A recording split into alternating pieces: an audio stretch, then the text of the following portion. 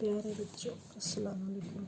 मैं आपकी टीचर आफ्ताब परवीन आज आपको पढ़ा रही हूँ। क्लास है 5th पढ़ेंगे।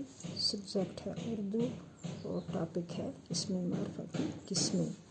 इसमें मार्फा की कितनी किस्में हैं? इसमें मार्फा की 4 किस्में हैं। इसमें इल्म, इसमें ज़मीर, इसमें इशारा और इसमें मौसूल।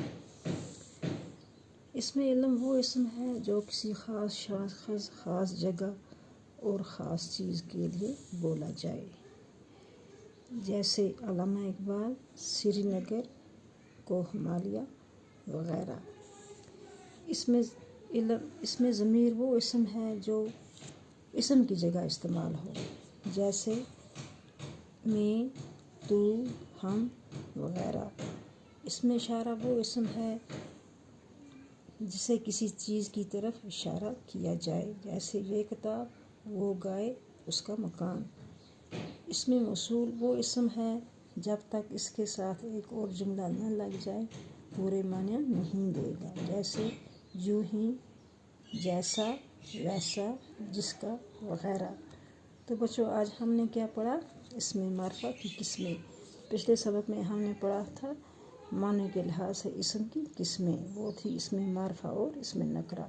आज हमने पढ़ा इसमें मार्फा की किस्में। इसमें मार्फा की कितनी किस्में हैं? इसमें मार्फा की 4 किस्में हैं। इसमें इल्म, इसमें ज़मीर, इसमें इशारा, इसमें मौसूल।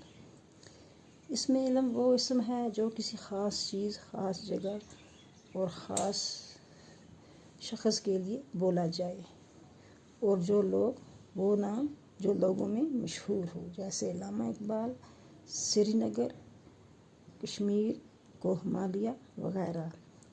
इसमें ज़मीर वो इसम है जो इसम की जगह इस्तेमाल हो, जैसे ये, वो, हम, तुम वग़ैरह।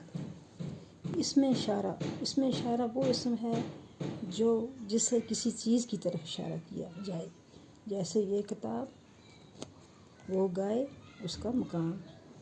इसमें मौसूल वो इसम है जब तक इसके साथ पूरे कोई और जुमला न लग जाए तो पूरे माने नहीं देगा, जैसे यूं ही, जैसा, वैसा, जिसका वग़ैरह।